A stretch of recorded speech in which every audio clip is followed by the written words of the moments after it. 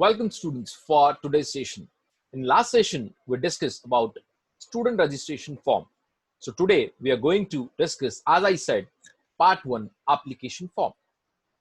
So before proceed further, I just want to show you how your form will look like when you fill your application form, and part 2, which is option form.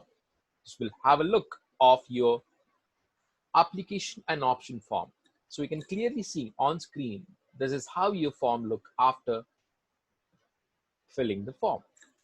Here clearly you can see it is name mentioned, then form number, dates and all that, then board, which is SSC or any other board. Then reserve categories are there. It is here, it is NTA, then percentage, medium of learning, marks you got, and your stream. In your stream, you can select art, science, or commerce. This is your application form. The next part, the part 2 is here. It is your college code and college names. This is called as a option form. So these are two parts. This is part 1 and this is part 2. So in the today's session, we'll be discussing related to your part 1, which is your application form. So when you look for application form, when you're filling your application form, things you should remember and you should keep ready with you when you're filling application form. Part 1 application form. First, your application address details and contact details. Your reserve category details if you fail in any reserve category. Applicant other special reservation details. Has applicant's parent transferred to online admission area? Whether applicant's grandparents were freedom fighters? Does applicant belong to handicapped or disability category? Does applicant belong to sports person category? Does applicant belong to earthquake or project affected? And does applicant belong to or falling under orphan category? So these are some special categories. If you can see, whenever you're filling the form, you can clearly see these are the special categories. So let us discuss कौन सा special categories है.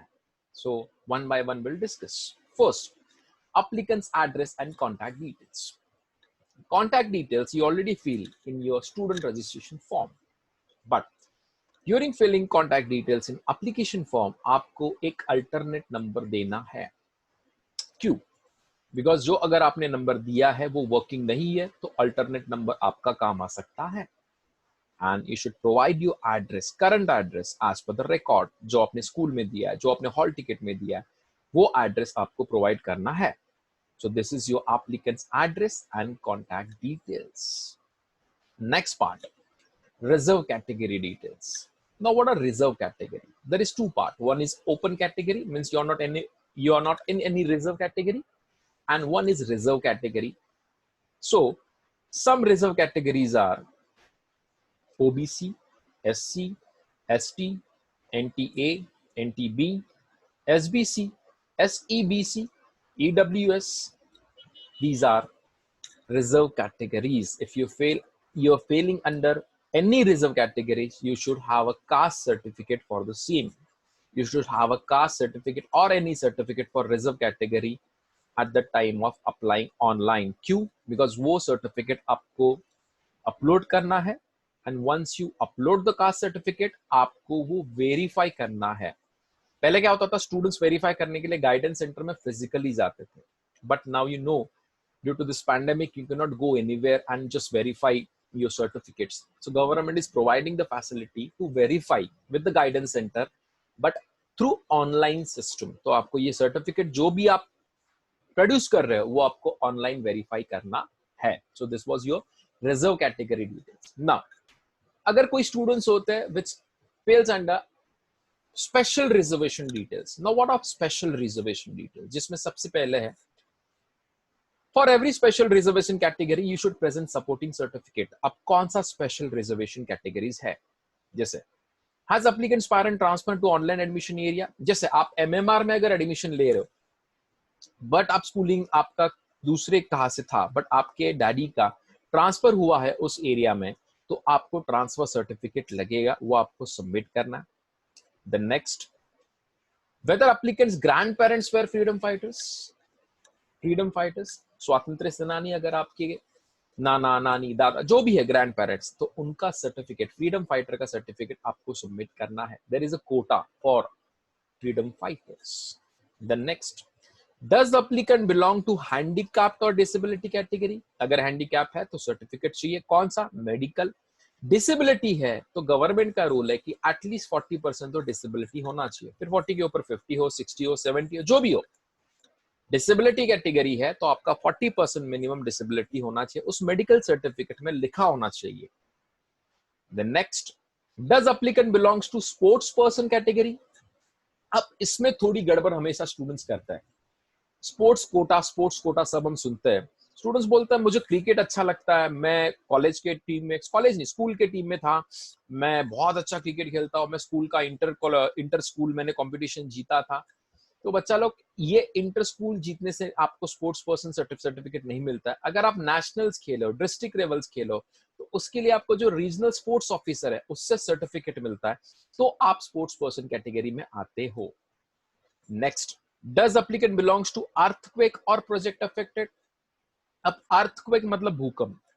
जिस areas में, जिस इलाके में भूकंप आके गया है, उस एरिया के लोगों को हम बोलते हैं अर्थक्वेक अफेक्टेड पीपल. उनके पास उनके रीजनल अथॉरिटीज का सर्टिफिकेट होना चाहिए that yes we are earthquake affected persons. And second होता है प्रोजेक्ट अफेक्टेड एरियाज. अब प्रोजेक्ट अफेक्टेड पीपल्स मतलब क्या होता है? जिनका जमीन कुछ सरकारी काम से या प्रोजेक्ट के वजह से गया हुआ है, जो इनका पुश्तानी जमीन था, खानदानी जमीन था. फॉर एग्जाम्पल, नवी मुंबई में प्रोजेक्ट अफेक्टेड पर्सन है जिनका जमीन सिडको के पास गया हुआ है.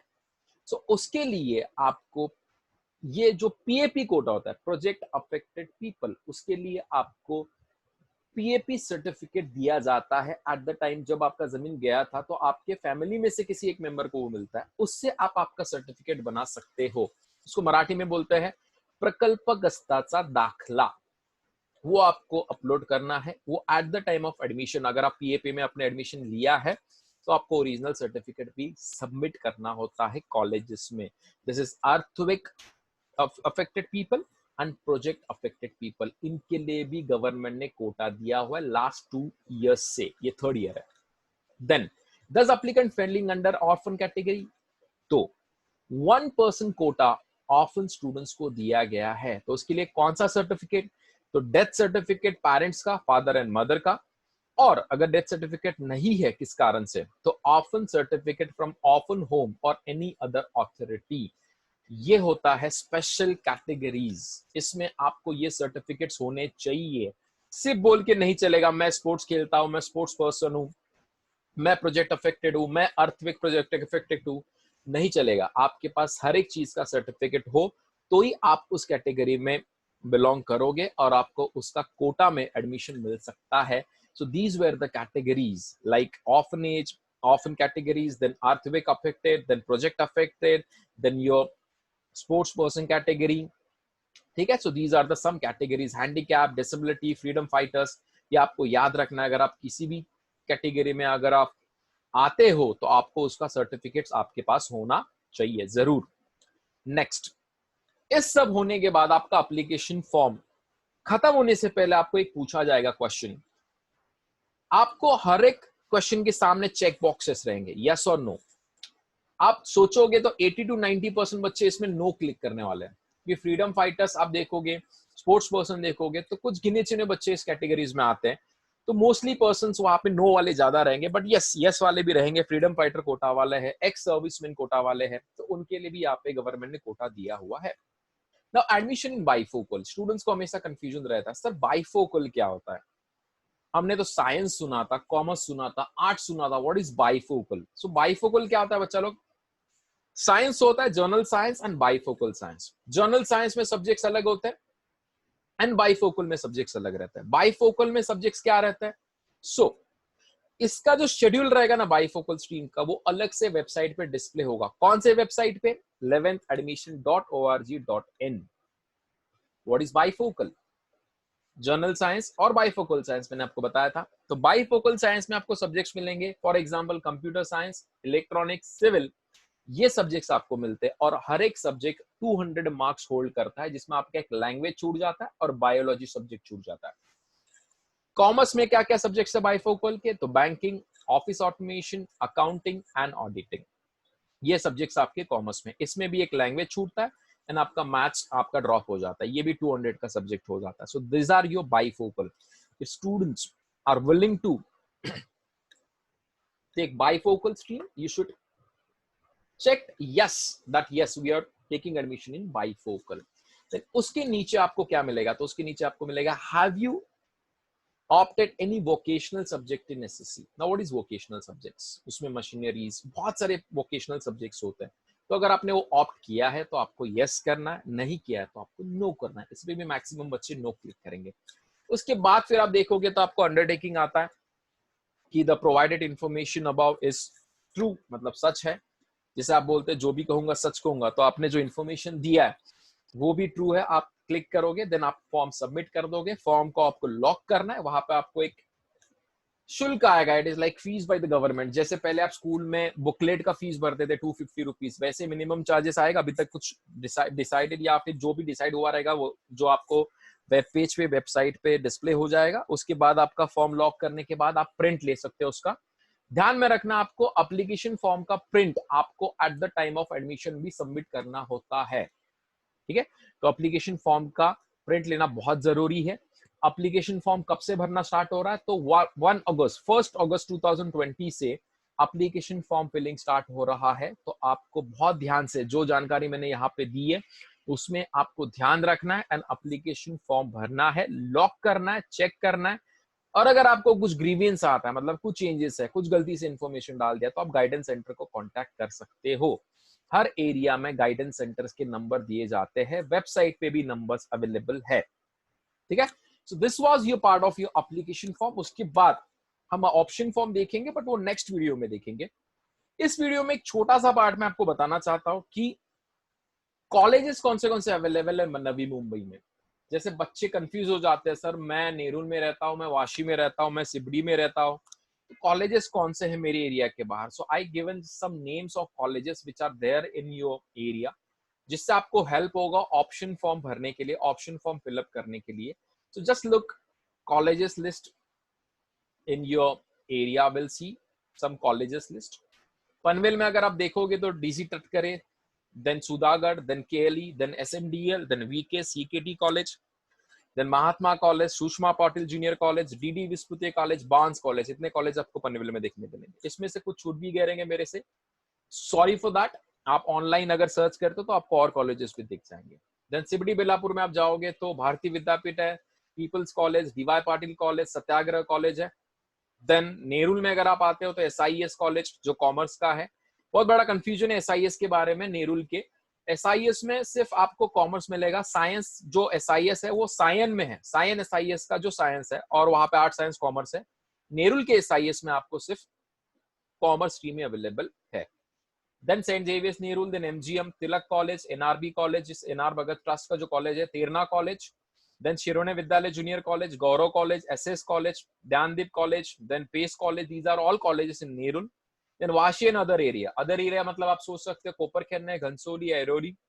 तो कर्मवीर भावराव पाटिल जो मॉडर्न कॉलेज से जाना जाता है, ICLs college Motilal Jhunjhunwala, then Sainath college, then Tilak college, Father Agnel's college, Saint Mary's, then doctor SP Samant जो तुर्बे में है, देन आपका क्राइस्ट अकेडमी जो कोपरखैरने में है, Swami Vivekananda college, Rajiv Gandhi college, then आपका Sanpada college is called as Oriental college, then Rafa Naik जिसको FG नाइक कॉलेज बोला जाता है, then Vidya Prasarak college. These are some college list. अगर आपको किसी को अप्लाई करना है ऑप्शन फॉर्म में, 10 नाम आपको लिखने होते हैं। कुछ बच्चे 5 लिखते हैं, कुछ बच्चे 3 लिखते हैं, बिकॉज प्रेफरेंस के ऊपर डिपेंड होता है आपका।